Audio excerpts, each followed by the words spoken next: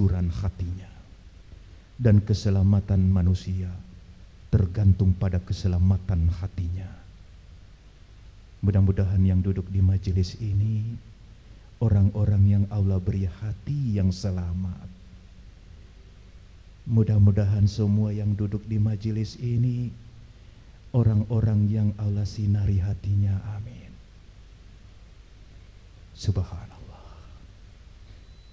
Saudaraku, yang pertama, zikir itu akan menenteramkan hati.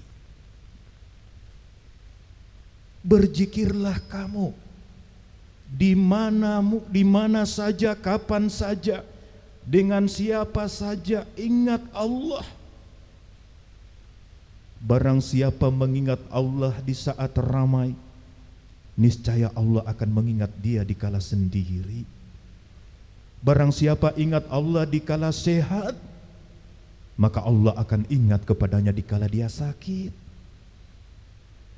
Barang siapa yang datang berkunjung kepada Allah di kala lapang, niscaya Allah akan kunjungi dia di kala ditimpa kesempitan. Sesungguhnya beruntunglah orang-orang yang tiada tujuan di dalam hidupnya kecuali mencari ridho Allah Subhanahu wa ta'ala. Saudaraku, kita semua adalah calon-calon orang yang akan meninggalkan dunia ini. Pertanyaannya, sudahkah kita mengetahui tempat kita nanti? Apakah tempat kita tempat yang terang benderang atau yang gelap gulita? Apakah tempat kita adalah tempat yang indah atau seburuk-buruk tempat?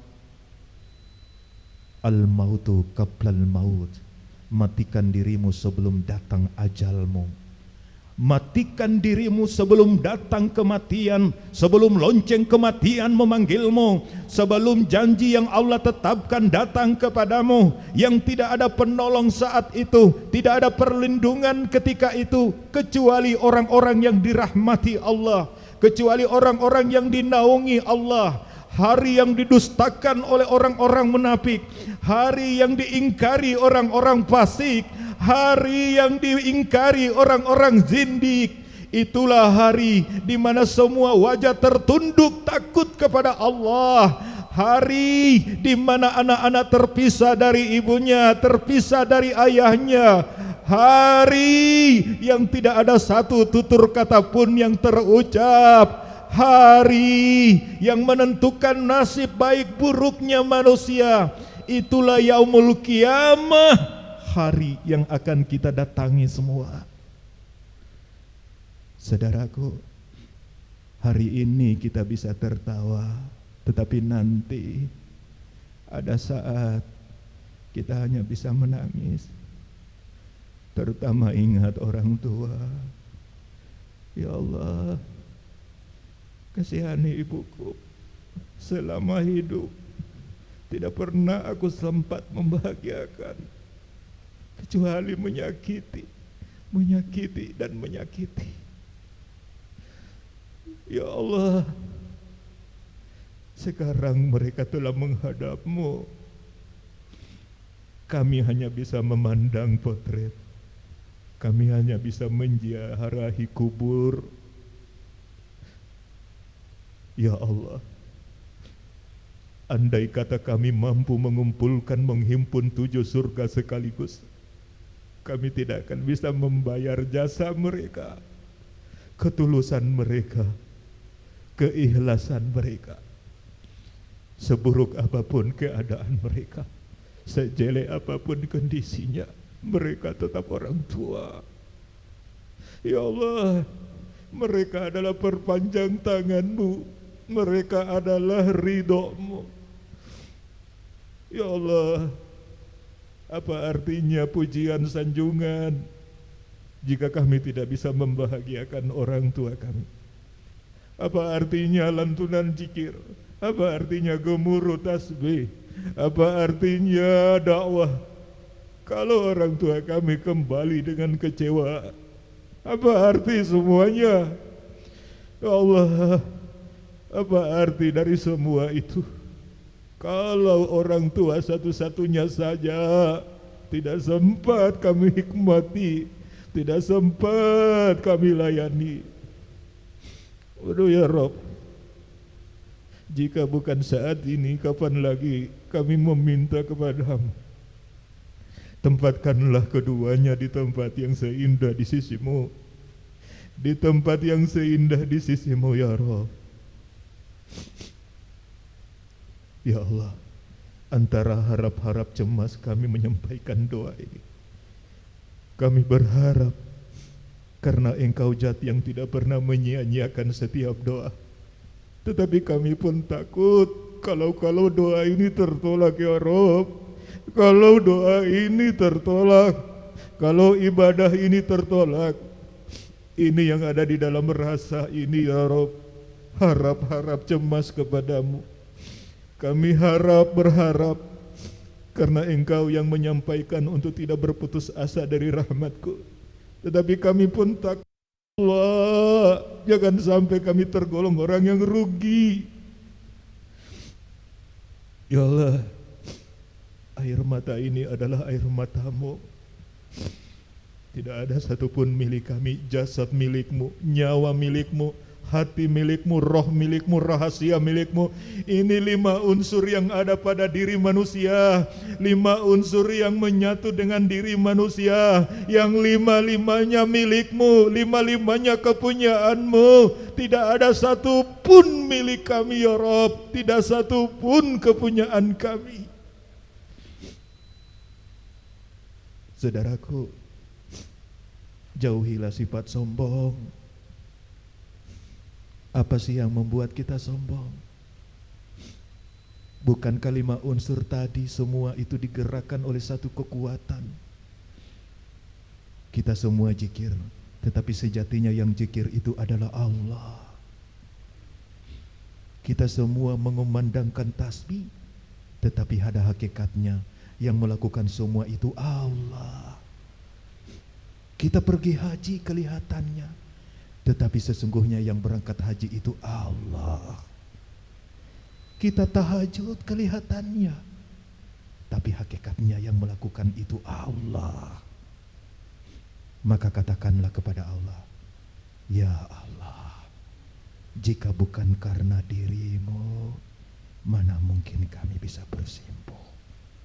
Jika bukan karena diri-Mu, mana mungkin kami sujud saat ini. Terlepaslah penyakit-penyakit kesombongan yang membuat kita terjauh dari Allah. Saudaraku, inilah sebahagian janji Allah. Wahai hambaku, mengapa kalian lebih mencintai dunia daripada aku? Mengapa kebanyakan kalian meninggalkan aku hanya karena dunia? Apakah menurut kalian aku tidak pantas untuk dicintai? Apakah menurut kalian aku tidak layak untuk dicintai? Apakah menurut kalian dunia itu lebih pantas? Bukankah dunia itu dariku? Bukankah dunia itu adalah ciptaanku? Tetapi mengapa kebanyakan kalian lebih mencintai dunia daripada pemilik dunia? Padahal kalian semua tahu, dunia itu sementara, dunia itu fana, dunia itu sirna, dunia itu hancur, dunia itu lenyap, dunia itu sementara. Tetapi mengapa kalian simpan di dalam hatimu? Sesuatu yang hancur kalian letakkan di dalam hatimu, sesuatu yang binasa kalian tempatkan di dalam hatimu. Maka barang siapa yang menempatkan sesuatu yang binasa di dalam hatinya, maka dia akan binasa, dia akan hancur, dia akan meninggal dalam keadaan rugi. Na'udzubillah min dzalik. Tetapi barang siapa yang menempatkan Allah di dalam hati, sekali-kali dia tidak akan kecewa, tidak pula akan rugi. Insya Allah dialah golongan yang dimenangkan oleh Allah Subhanahu wa ta'ala. Mudah-mudahan saudaraku-saudaraku semua termasuk orang yang digolongkan sebagai pemenang. Amin ya Allah, amin ya Allah. Saudaraku yang dirahmati Allah, satu yang saya ingin sampaikan, untuk bisa mencintai Allah, pertama-tama yang harus kita lakukan adalah taubatan nasuha. Bertobat dengan sebenar-benarnya tobat.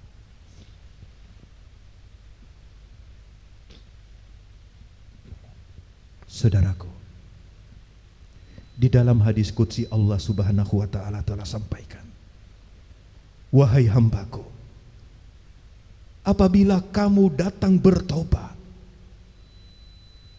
walaupun dosamu itu lebih gelap dari malam, walaupun dosamu itu melebihi hamburan pasir di lautan, apabila kamu datang kepada Allah, datang dengan sepenuh hatimu, datang dengan jiwamu, engkau sujud bersimpu di hadapan Allah, kata Allah, barang siapa yang bertaubat taubatan nasuha, siapa yang sungguh-sungguh bertaubat, aku ampuni dosanya sebelum air matanya membasahi bumi.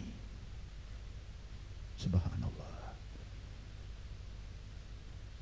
Barang siapa yang benar-benar bertobat kepadaku, walaupun dia membawa dosa setinggi gunung, aku siapkan ampunanku yang setinggi langit kepadanya. Aku berikan kepadanya ampunanku setinggi langit. Apabila mereka datang dengan membawa dosa setinggi langit, maka aku telah siapkan ampunanku yang setinggi arsy. Aku ampuni mereka. Aku tidak ungkit masa lalunya, aku tidak peduli perjalanan hidupnya, aku maafkan, aku ampuni semua dosanya, sehingga dia seperti bayi yang baru dilahirkan. Saudaraku, itulah salah satu keindahan Allah. Dia adalah zat yang maha baik, penuh belas kasih, dan dia zat yang tidak pernah menaruh dendam kepada hamba-hambanya. Di mana lagi kita mendapatkan Tuhan sebaik Allah?